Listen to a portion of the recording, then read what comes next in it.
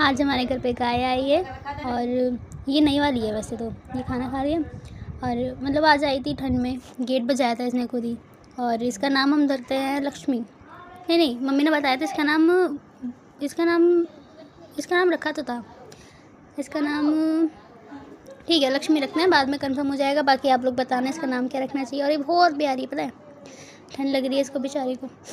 बेचारी तो नहीं है, बहुत अच्छी क्यूट है ये, बहुत क्यूट है। अब तो रोज आ जाएगा यार, कितनी क्यूट है यार ये।